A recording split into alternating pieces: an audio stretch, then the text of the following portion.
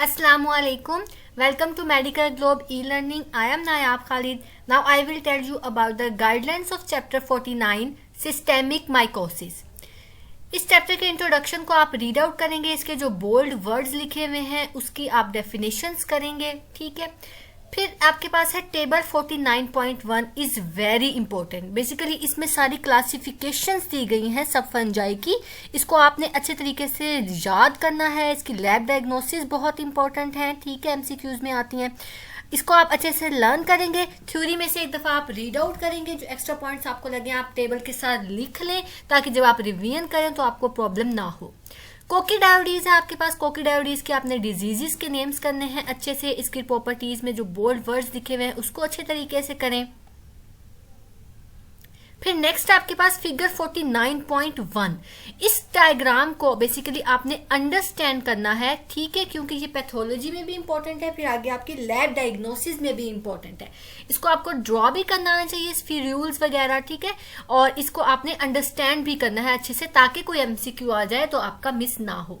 Epidemiology करने की जरूरत नहीं है, ट्रांसमिशन का बस आपको पता होना चाहिए कि कहाँ से हो रही है, ठीक है। इसके अलावा पैथोजेनेसिस आपने अच्छे से करनी है, जैसे मैंने आपको बताया स्फीरूल्स वाली बात, ये सारी इस डायग्राम में वही बताई गई हैं सारी बातें, इसको आपने अच्छे से याद करना है पैथोजेनेसिस को। फिर डिसेमिनेशन को भी आपने अच्छे से करना है। फिर आती है आपकी फिगर 49.2 एंड फिगर 49.3, इसकी समरी को आपने एक दफा रीड आउट कर लेना है कि इन केस अगर ओएसपी में ये डायग्राम्स आ जाएं तो आप लिख सको।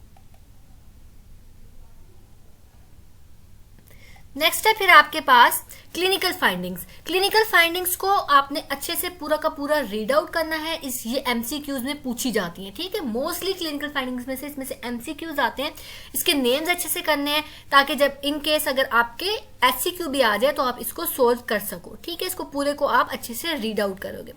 फिर लैब डायग्नोसिस है, लैब डायग्नोसिस इंपॉर्टेंट है, पूरा आपने अच्छे से करना है। ट्रीटमेंट और प्रिवेंशन आपने बिल्कुल भी नहीं करना।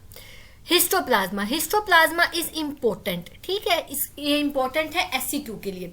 इसकी प्रॉपर्टीज भी आप करेंगे, एपिडेमियोलॉजी आप नहीं करेंगे। ट्रांसमिशन का आपको पता होना चाहिए कि ये बर्ड ड्रॉपिंग्स के थ्रू हो सकता है, ये एमसीक्यू भी आ सकता है, और इसके डिजीजेस के आप नेम्स करेंगे।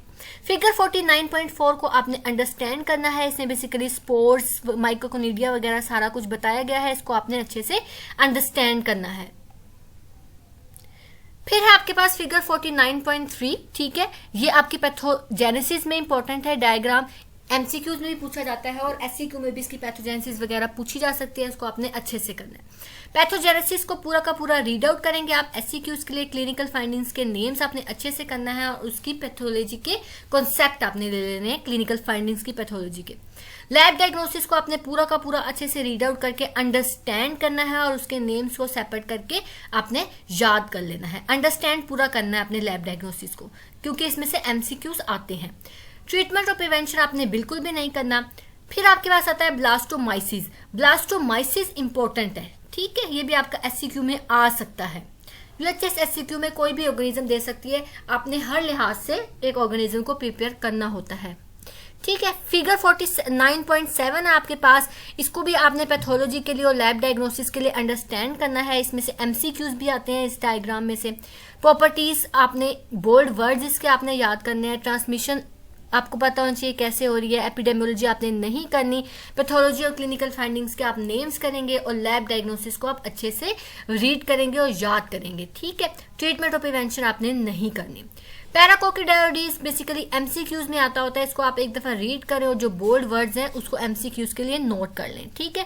ये बेसिकली डायमॉर्फिक फंजाई है और इसमें मल्टीपल बर्ड्स आपको नजर आते हैं, ये आपका एमसीक्यू होता है।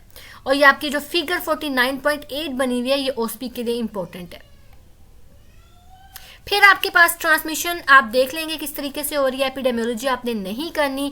पैथोजेनेसिस को आपने रीड आउट करना है, ठीक है। लैब डायग्नोसिस आपने अच्छे से करनी है। ट्रीटमेंट और प्रिवेंशन आपने नहीं करनी। This is all about this chapter. Thank you so much. Medical globe publications आपकी खिदमत में पेश करता है प्रोफेशनल एग्ज़ाम से रिलेटेड आपके तमाम मसाइल का हल। जी हाँ, MBBS क्रैक्स, इसमें मौजूद है हर चैप्टर के इंपॉर्टेंट टॉपिक्स की मार्किंग, इसके अलावा यूनिवर्सिटी के तमाम पास्ट क्वेश्चन जो कि सॉल्व करके दिए गए हैं, इसके अलावा हर चैप्टर के इंपॉर्टेंट पर्ल्स, साथ ही साथ इसमें शामिल है फोरेंसिक की समरी। इसके अलावा बिग रॉबिन्स की इंपॉर्टेंट तस्वीरें ऐड की गई हैं। इसके अलावा हर सब्जेक्ट की इंपॉर्टेंट ऑस्पी की पिक्चर्स ऐड की गई हैं। साथ ही साथ मेडिकल ग्लोब आपकी खिदमत में पेश करता है MCQs क्रैक्स। इसमें मौजूद है आपके MCQs की परेशानियों का हल।